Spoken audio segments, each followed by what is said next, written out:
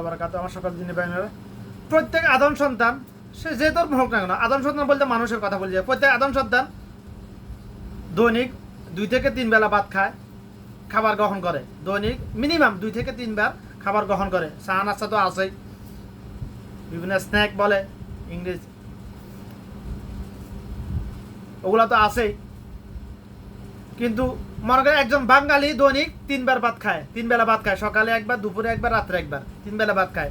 এখন কেউ যদি বলে আমি প্রতিদিন 3 বেলা ভাত খাইতে না, 3-4 দিন পর একদিন ভাত খামু আমি বেশি করে, সে কি সুস্থভাবে বেঁচে থাকবে নাকি অসুস্থ হয়ে যাবে? অসুস্থভাবে বেঁচে থাকবে, হয়তো মারাও যাবে। হ্যাঁ, সেম একই অবস্থা। একদম কোনো মুসলমান নামদারে আদম সন্তান যদি বলে আমি পুরা টানা এক সপ্তাহ নামাজ পড়তে না, শুধু শুক্রবার দিনে ইয়মুল জুমা একদিন এক ওয়াক্ত নামাজ পড়ুন শুধু, সে কি মুসলমান হতে পারবে? কখনো নয়, কখনো নয়। সে তো নামাজ ছেড়ে দেওয়ার, সে তো কাফের অবস্থায় আছে। এখন ইয়মুল জুমা সপ্তাহে মুসল্লি হবে, সে জুমার দিন সে নামাজ পড়তে যাবে, সে পড়ার আগে যদি সে যদি ইমান না আনে, তওবা করে নজুয়া করে যদি ইমান না আনে, সে তো মুসলমান, তার ইমানে তো নাই, সে নামাজ পড়লে কি না পড়লেও কি। কারণ যার ইমান নাই তার কারণ ন্যাক আমল নাই, বদ আমল কিন্তু আছে ভাই। যার ইমান নাই তার ন্যাক আমল লেখা হবে না, কিন্তু বদ আমল আছে, লেখা ঠিকই লেখা হবে। যারা সাপ্তাহিক মুসল্লি তাদের জন্য কথা বলেন, আর কিভাবে বুঝাতে পারবো আমি? আপনি খাবার গ্রহণ করতেছেন দৈনিক, আপনি বেঁচে থাকার জন্য দৈনিক 3 বেলা খাবার প্রয়োজন আপনার, কিন্তু আপনি মুসলমান দাবি করতে হলে প্র্যাকটিক্যালি আপনাকে মুসলমান হয়ে দেখাতে হবে। তো অবশ্যই দৈনিক 5 ওয়াক্ত সালাত আল্লাহ পাক আপনার জন্য ফরজ করেছেন। 5 ওয়াক্ত সালাতে 17 রাকাত সালাত আপনার জন্য ফরজ করেছেন। আপনি যদি না পড়েন, ঘাটতারামি করে না পড়েন, আপনাকে আল্লাহ পাক স্বাধীনতা দিয়েছে, ক্ষমতা দিয়েছে, পড়লে ইচ্ছা না পড়লেও ইচ্ছা। আপনি বললেন না আমি পড়বো না, আমার ইচ্ছা, ঠিক আছে, আল্লাহ পাকও বসে আছে এমন হাসরের দিন, আমার ইচ্ছা তোকে আমি জাহান্নামে দেব, তুই আমার হুকুম আদেশ নিতে পালন করস নাই। এখন শয়তান যদি আল্লাহ পাকের নির্দেশে একটি মাত্র সেজদা অমান্য করার কারণে কাফেরদের অন্তর্ভুক্ত হয়ে যায়, বলে কোথায় পাইছ? সূরা বাকারা আয়াত 33 থেকে 34 নম্বর পড়ে দেখুন।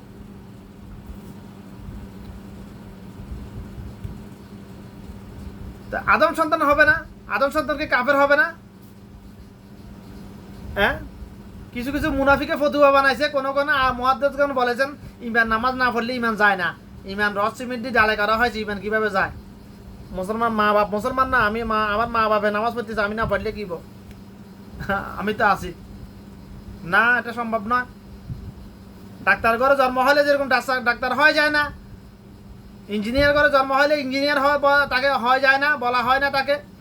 মুসলমান মা বাপের ঘরে জন্ম হলে তো সে মুসলমান হয়ে যায় না, তাকে মুসলমান বানানো লাগে, প্র্যাকটিক্যালি মুসলমান হইতে হয়।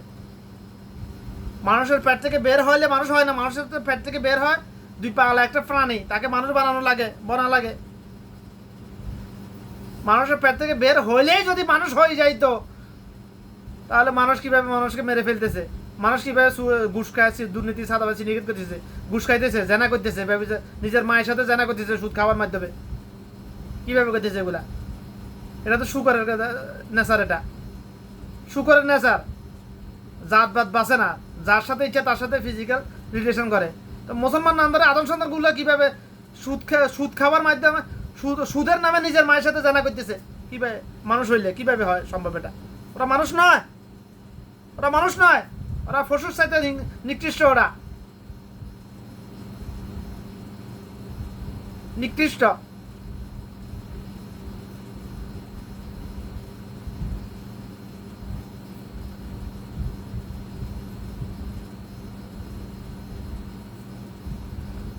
মুসলমান দাবি করতে হলে তাকে অবশ্যই নামাজ পড়তে হবে। নামাজ শরীয়তের এমন একটা বিধান আল্লাহর কসম করে বলতেছি, যেটা বালেগ হওয়ার পরে মৃত্যুর আগ পর্যন্ত, রুটা দেহ যতক্ষণ দেহের মধ্যে আছে, দেহ থেকে রুটা বের হওয়ার আগ পর্যন্ত কোনো ওজরে মাপ নাই। পুরুষের জন্য, নারীদের জন্য প্রাকৃতিক কিছু কারণবশত, কিছু সাময়িক কয়েকটা দিনের জন্য মাপ, ওটা অন্য হিসাব।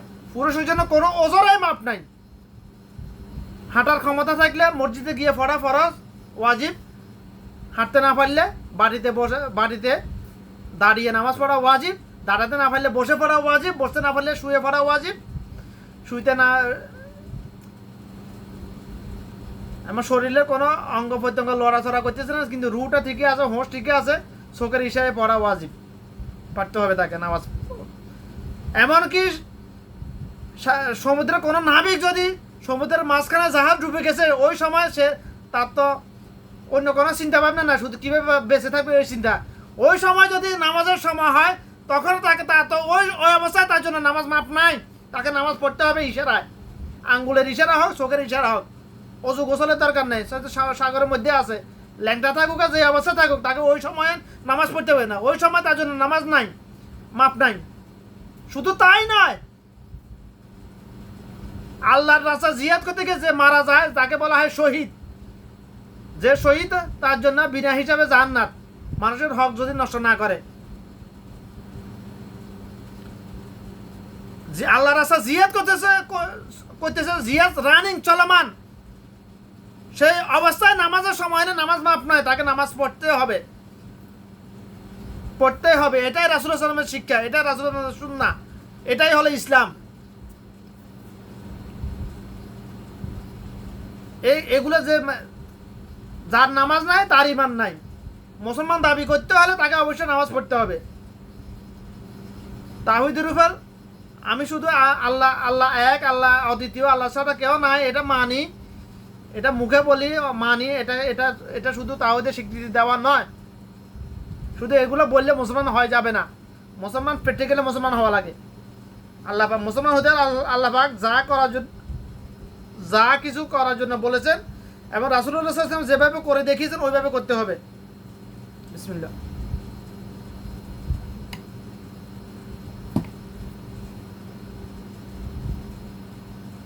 শুধু করলে হবে না, রাসূলুল্লাহ সাল্লাল্লাহু আলাইহি ওয়াসাল্লাম যেভাবে করার জন্য বলেছেন, কিভাবে করে দেখিয়েছেন ওইভাবে করতে হবে, তাহলে মুসলমান দাবি করতে পারবে ইনশাআল্লাহ।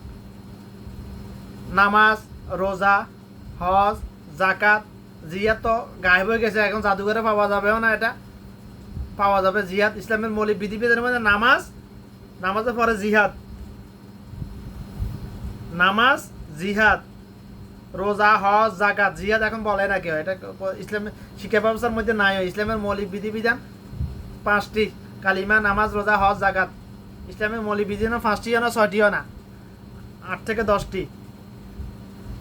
মৌলিক বিধিবিধান কাকে বলা হয়? যে একটি বিধান অমান্য করলে তার উপর জাহান্নাম ওয়াজিব হয়ে যায়, সে নির্দিষ্ট সময়কালের জন্য কিংবা চিরজীবনের জন্য জাহান্নাম ওয়াজিব হয়ে যায়, সেটা হলো মৌলিক বিধিবিধান। অর্থাৎ মা বাবার নাফরমানি করলে কি হবে? জাহান্নাম ওয়াজিব হবে কি হবে না? হবে। আত্মীয়তা সম্পর্ক ছিন্ন করলে জাহান্নাম ওয়াজিব হবে কি হবে না? হবে। আত্মীয়তা সম্পর্ক রক্ষা করা ফরজ, মা বাবার হক আদায় করা না ফরজ, অর্থাৎ মা বাবার শরীয়ত সম্মত হকগুলো আদায় করা ফরজ। শরীয়ত বিরোধী কথাবার্তা বললে, বিদাতি কথাবার্তা, এগুলো মানা শূন্য নয়, এগুলো মানানো, আবার এগুলো মানা জায়েজ, ফরজ ওয়াজিব সুন্নাত মুস্তাহাব নয়। শরীয়ত সম্মত মা বাপ যাই বলবে তাই মানা ফরজ, এগুলো বিরোধ করা যাবে না। কিন্তু মা বাপ যদি শরীয়ত বিরোধী কথা বলে, বাপ দাদার ধর্ম পালন করার জন্য বলে, এগুলো বিরোধ করতে হবে, বুঝাইতে হবে হিকমার সহিত। আশা করি কথাগুলো বোঝার চেষ্টা করবেন ইনশাআল্লাহ, কলবে স্থাপন করার চেষ্টা করবেন ইনশাআল্লাহ। আমল করুন সেইভাবে যেভাবে রাসূলুল্লাহ সাল্লাল্লাহু আলাইহি ওয়াসাল্লাম করে দেখিয়েছেন, করার জন্য বলেছেন ইনশাআল্লাহ। আমার তৌফিক ইল্লা বিল্লাহ।